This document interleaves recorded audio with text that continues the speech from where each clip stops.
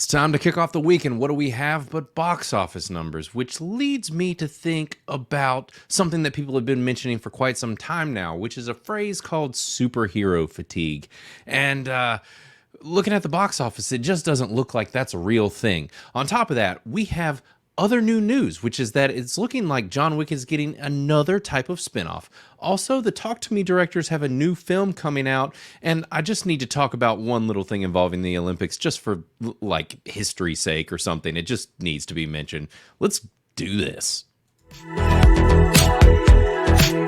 Well, as I mentioned before, I want to talk about the box office because the numbers are in and Deadpool and Wolverine are absolutely crushing it. And instantly when I saw that and saw that this was the second weekend in a row that it's just been working it here, especially in a really bad box office run, it led me to think about superhero fatigue. And if you haven't heard anybody mention superhero fatigue, you could do a cursory Google search, which I've done right here, and you'll see article after article and everybody talking about superhero fatigue. Now, granted, I think Polygon actually got it right for once, and they did an article, and it's basically that people aren't tired of superheroes, they're tired of bad superhero movies. And granted, they reference Ant-Man and the Wasp here, Quantumania, and actually, I didn't hate this nearly as much as a lot of other people did. I actually liked it kind of well, but, you know, that's one of those that I hold back and don't admit a whole lot. But either way, this is something that's been talked about for quite some time now, and it's felt like they were beating a dead horse because it just keeps getting mentioned over and over again, which is that, you know, all of these movies have been doing bad because of superhero fatigue.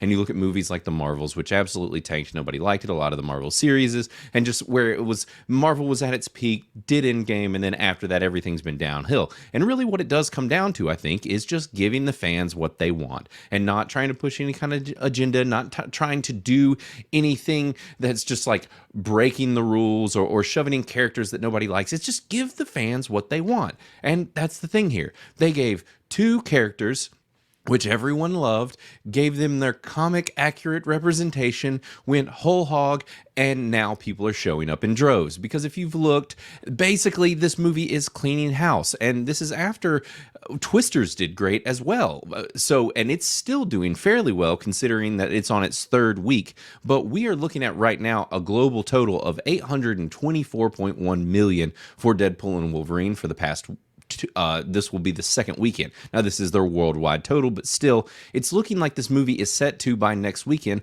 most likely cross $1 billion, which is massive. And it is coming up against another bigger film being the new Borderlands film, but I just don't really know that that's going to be able to compete with this. This movie is breaking records across the board.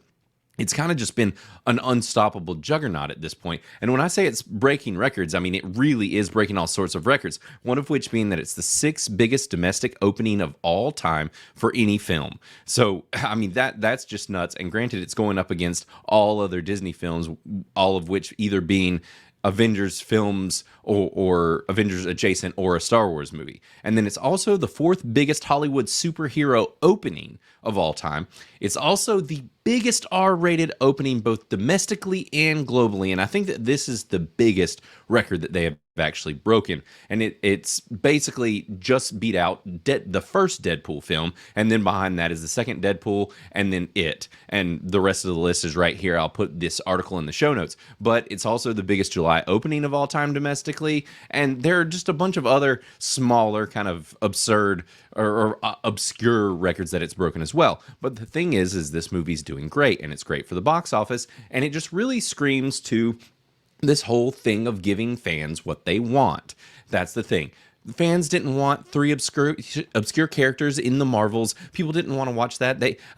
Miss Marvel didn't do that great, and I'm not saying that it's a terrible show because I actually don't think that it was, and I think that she's liked more than Captain Marvel is. Granted, I don't have the hate for the first Captain Marvel movie that a lot of people do, but still, the second one was not a great film, and it's just Marvel's been dwindling returns until this. The last film that actually did even close to this was the last Spider-Man movie, which once again, was returning characters. It was the multiverse where we brought in other versions of Spider-Man, and it was just exactly what the fans had been asking for. In my review on Criticless, I actually put that this movie was everything that we wanted Multiverse of Madness to be and more, where Multiverse of Madness promised all of these characters and cameos and the multiverse. I mean, it's literally in the name, and yet we didn't get it. This is the multiverse movie and it's like, if you're going to play in that playground, if you're going to use that sandbox, a lot of people hate multiverse. I get it, whatever. I don't actually totally hate the idea and concept. The problem is just that it's been handled terribly, and this movie is how you handle that. And obviously, this 824 million, soon to probably be $1 billion worldwide,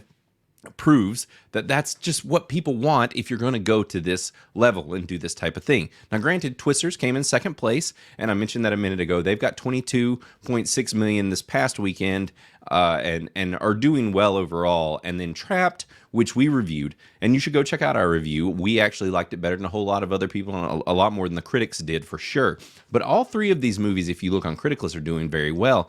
Deadpool and Wolverine is sitting at a 71 voters and a 79%, which is a rad, and that's really solid. If we get a few more Most Excellents, this movie will be in Most Excellent territory. So it's on its way up there. I would not be surprised if it ended up in Most Excellent territory. Trapped is actually doing much better than you would expect as well. If you were to look at those other sites that we talked about, Trapped is at a 69%, and Twisters is sitting at a 72%. And Twisters and Deadpool both have a decent number of reviewers on them as well, but they're both sitting at rads, and it makes sense if you look at what's happening in the box office. Rad pretty much just spells out that, more than dislikes, we're having likes here, and people are liking these. So just wanted to touch in on the box office. These things are doing pretty well. I hope that Trapped actually does continue to do a little bit better, or at least is able to make back what they have in it. Rumor has it they cost around $30 million to make, and they've been marketing it more and are kind of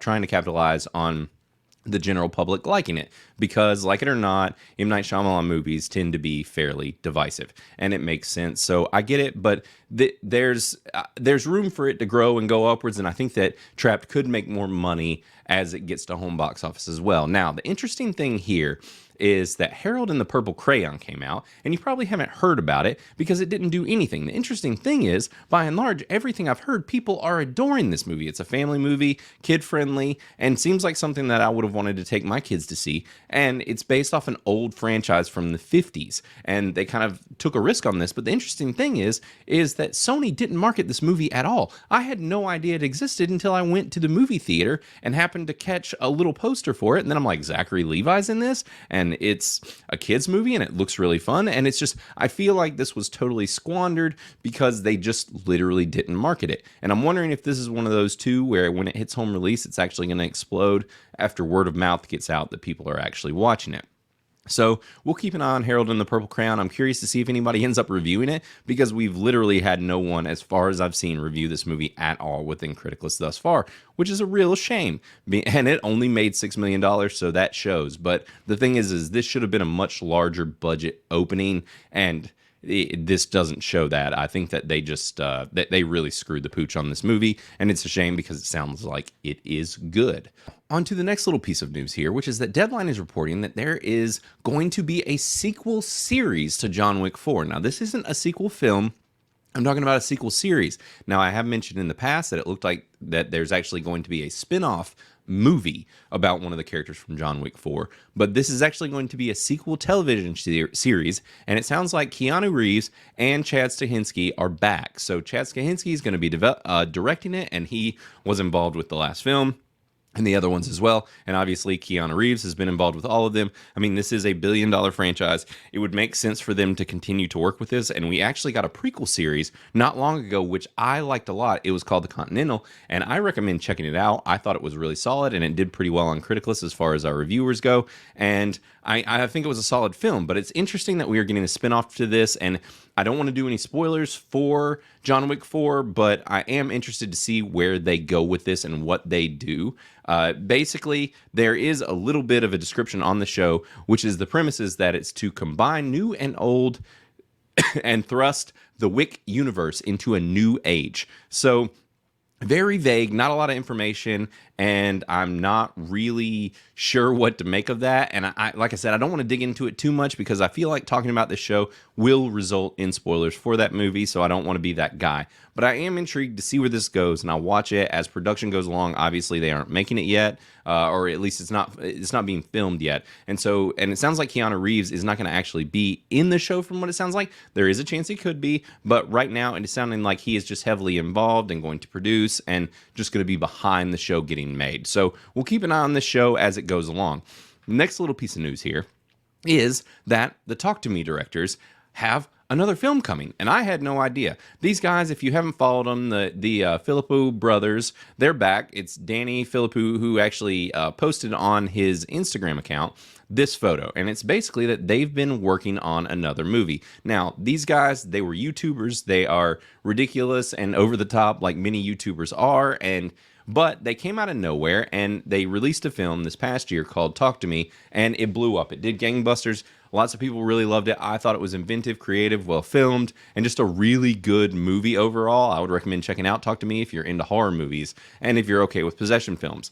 But this next movie is going to be called Bring Her Back. So they have fully wrapped, and basically that, with this post, they were just kind of praising everybody in the production crew, everybody involved. And this is going to be an A24 film. A24 seems to really lean into the horror genre for one, and just these edgier, newer filmmakers. So I'm glad to see that these guys have more work coming, and that they're working on another film. And, obviously in this article, they're talking about Talk to Me too. We'll see if that happens. But this movie, I think, definitely needs to have an eye on it, because it's probably going to be pretty solid if these guys stay in form and are putting out the types of things that they did with the last film with Talk to Me, which I thought was just really, really good. So they're not giving a lot of information right now on Bring Her Back, and that's kind of par for the course for some of these mysterious A24 films as well. But this is a cool photo. Looks like these guys are having fun, and I'm interested to see what comes out of this movie when it releases. So I will be checking it out and letting you guys know what I think when it actually hits theaters. Now, the last thing that I want to talk about was pole vaulting, because, we're entertainment news here. That's what we do. We talk about entertainment, and we talk about the news. And therefore, I have to talk about this French pole vaulter and his massive bulge that just, it lost him an Olympic medal. And that is just a real shame. This should be talked about, because very rarely do we have an opportunity where we get to talk about bulges. This guy, he hung his nuts on a pole and therefore lost his Olympic chance. So if I was this guy, just out here giving advice, because, I give the best types of advice, and it's that I would, if I were him, I would lean into maybe advertising for Speedo or some other type of company where, he could bring Speedo back, right? He's the bulge guy.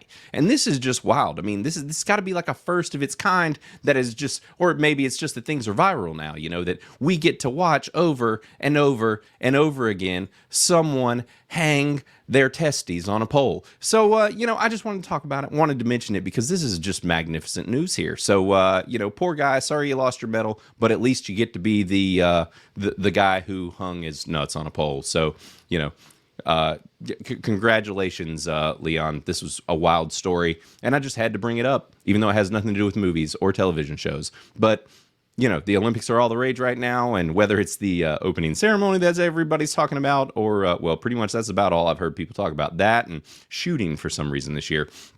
Anyways, that's it for the news today, guys. I will be back again tomorrow as usual, and we will see you then. As always, like, subscribe, follow, all that stuff, because it helps us a ton. So just throw us that sub. Do it now. And also, visit criticless.com. Yes, you heard me right. I said criticless.com, or you can download the app in app stores. We are an entertainment reviewing platform, and you've been seeing it throughout the show, so you probably know what the deal is. But come check us out, and we will see you tomorrow. Later.